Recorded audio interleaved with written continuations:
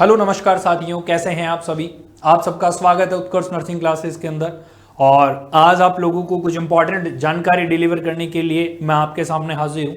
तो सारे के सारे बच्चे हम चर्चा करें उससे पहले एक बार इस वीडियो को लाइक कर दें, शेयर कर दें और हर उस दोस्त तक पहुँचा दें कि भाई कुछ खास था और वो क्या खास है।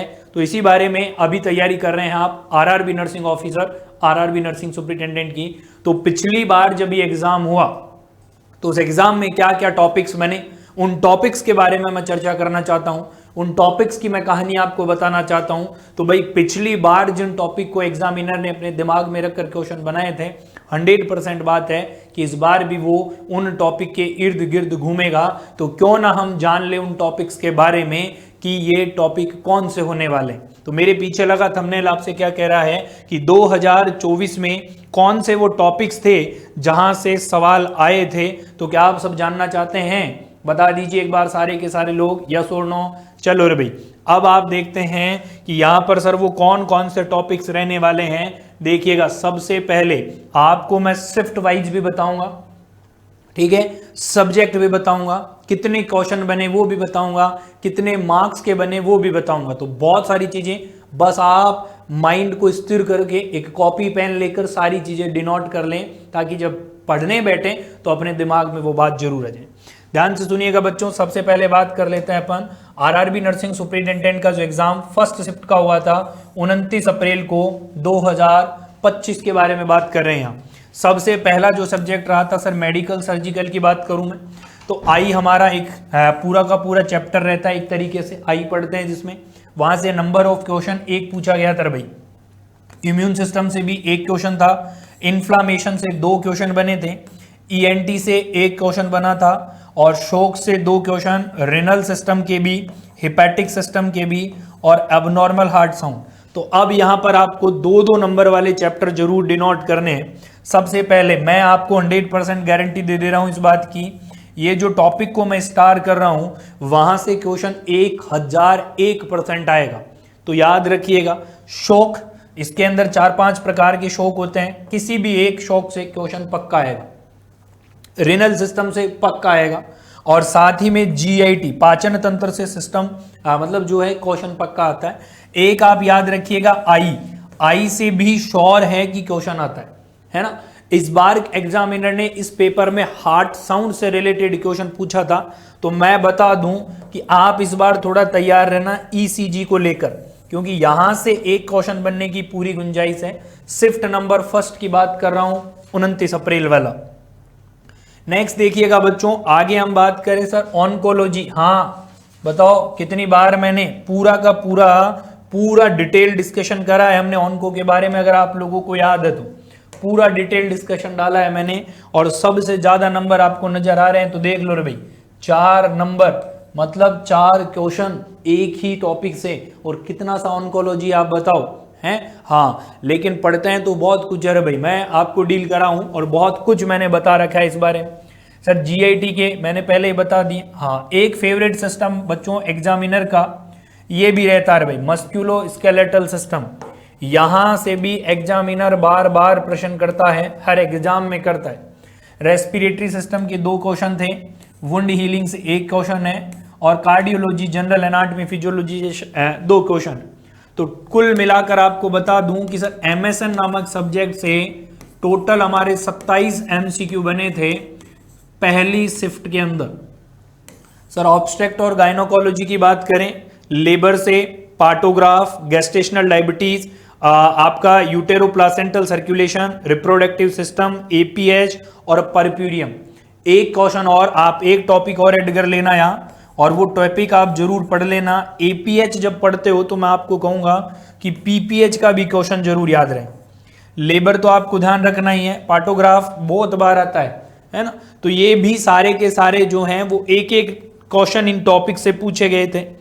एंटीपार्टम और परप्यूरियम से भाई 2-2 नंबर के क्वेश्चन या 2-2 क्वेश्चन पूछे गए हैं, लेबर से भी। तो टोटल अगर ओबीजी की बात करोगे तो सर 10 क्वेश्चन यहां से पूछे जा चुके हैं, है ना। मतलब सारे सब्जेक्ट इंक्लूडेड है। चलो भैया नेक्स्ट आता है फंडामेंटल ऑफ नर्सिंग।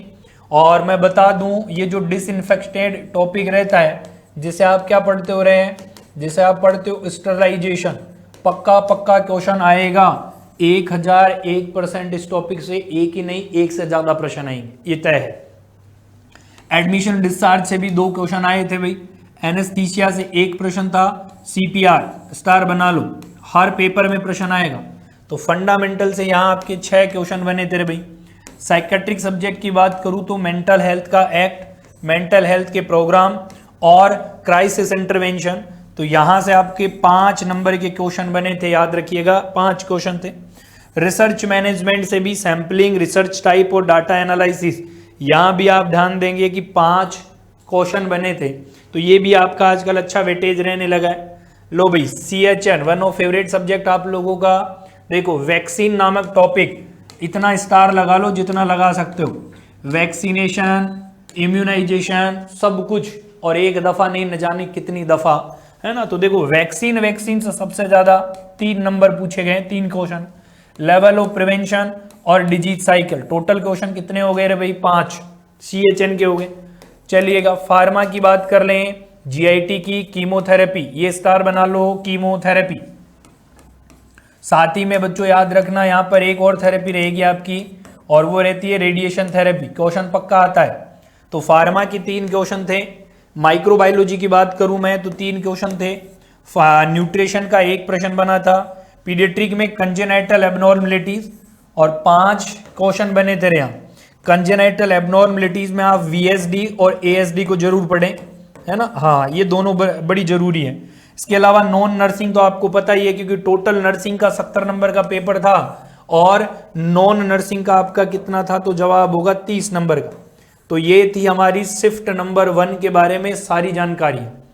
अब ऐसे ही इन्हीं के आसपास बाकी की शिफ्ट में भी पेपर है, तो उनकी हम सुपरफिशियली थोड़ी थोड़ी मोटी मोटी जानकारी लेते हैं। ये देखिएगा सेकंड शिफ्ट का पेपर 29 अप्रैल को ही था। यहाँ MSN के जो प्रश्न बने हैं वो बहुत सारे बने हैं, और MSN की बात मैं करूं तो इस बार MSN में टोटल कितने क्वेश्चन, 21, टॉपिक चेंज हुए हैं देखो थोड़ा थोड़ा, tissue, morphology, immunity, chemotherapy, biopsy needle, TNM classification, है ना, मेटास्टेसिस, ब्रेन ट्यूमर, देखो ट्यूमर ही ट्यूमर, देखो रे भाई कैंसर, ये देख लो। मैंने पहले कहा था ऑन्कोलॉजी बहुत बड़ा वेटेज रखता है अपने आप में, तो आप विशेष ध्यान दे लेना ये बात पे। इसके अलावा HIV भी आजकल बड़े क्वेश्चन लेकर आ रहा है हर एग्जाम में, ठीक है। नेक्स्ट आपका आ गया एंजाइना, ब्लड फ्रैक्चर, है ना, गोनियोमीटर का यूज, ये तो मतलब आपके क्वेश्चन ही बता दिए हम सीधे कि इस टॉपिक से क्वेश्चन आया था। फंडामेंटल में नर्सिंग प्रोफेशन क्या है, डिजास्टर, प्रायोरिटी, इन्फेक्शन, और ये क्वेश्चन बड़ा इंपॉर्टेंट है, लांबा, है ना, हाँ लांबा के बारे में बहुत प्रश्न आता है, मतलब वही एडमिशन डिस्चार्ज टॉपिक है। तो यहाँ पे आपके फंडा के अंदर जो है, फंडा के अंदर से इस बार पूछे गए थे 15 वो क्वेश्चन भैया जो एग्जामिनर ने डील करें। रिसर्च मैनेजमेंट सेकंड शिफ्ट में केवल 2 क्वेश्चन आए थे भाई। नेक्स्ट देखिएगा OBG, obstruct gynaecology, placenta previa, देखो पार्टोग्राफ यहाँ भी आ गया, है ना, फैमिली प्लानिंग, इसके अलावा लेबर, एंटीडी डोज, आपका प्रोजेस्टेरोन के यूज, 12 नंबर, मतलब इस बार अच्छा खासा वेटेज था। फर्स्ट शिफ्ट में केवल 5 क्वेश्चन थे, इस बार 12। साइकेट्रिक की बात करूं देखिएगा, मेंटल हेल्थ प्रोग्राम, फिर से मेंटल इलनेस, साइकेट्रिक हॉस्पिटल, जो डिस्ट्रिक्ट में टीम होती है वो क्या है, और फ्रूट्स स्टेजेस पूछी गई थी उसकी, ना, सिगमंड फ्रूट के बारे में, ये 5 नंबर का रहा था आपका। पीडियाट्रिक 2 क्वेश्चन पूछे गए, न्यूट्रिशन में भी 2 थे, एनाटॉमी के 4 क्वेश्चन, और फार्मा के 3 क्वेश्चन।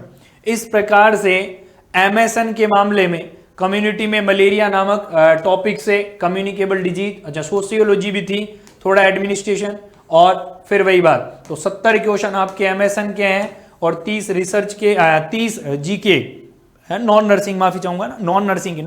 तो वहां आप ध्यान देंगे कि अलग अलग टॉपिक, ऐसे ही थर्ड शिफ्ट थी रे बच्चों, ऐसे ही थर्ड शिफ्ट थी। MSN देखो इस बार फिर भारी पड़ा, और 27 नंबर, मतलब एक मोटा मोटा आंकड़ा बता दूं कि 20 से लेकर 25 और 30 नंबर तक भी MSN का वेटेज रहता है ना, MSN का। और टॉपिक जरूर याद करो, सारे सिस्टम आते हैं, cell, tissue, blood, ENT, GIT, burn, musculo, endo, cardio, renal, onco, सबसे क्वेश्चन आते हैं, ये तय है। इसके बाद फंडामेंटल में देखो एसिड बेस, CPR, और फंडामेंटल के right, administration, drug, fluid, communication, मैं बता रहा हूं ये जो टॉपिक हैं वो टॉपिक एग्जामिनर ने पूछे हैं, तो मतलब अभी भी इन्हीं टॉपिक्स के पास एग्जामिनर जाएगा। नेक्स्ट ऑब्स्टेट्रिक गायनेकोलॉजी में ओवेरी हो गई है ना, एएनसी हो गई एंटीनेटल विजिट, पेल्विक, लाई, फीटल एग्जामिनेशन, प्लासेंटा है ना, लेबर, यहाँ 12 नंबर लगभग, ओबीजी 10 से 12 नंबर बैटरी है हर शिफ्ट के अंदर। साइकेट्रिक भाई 3-4 नंबर की बैठेगी, पीडियाट्रिक भी आपकी 3-4 नंबर, फार्मा 4 से 5 मैक्सिमम है ना।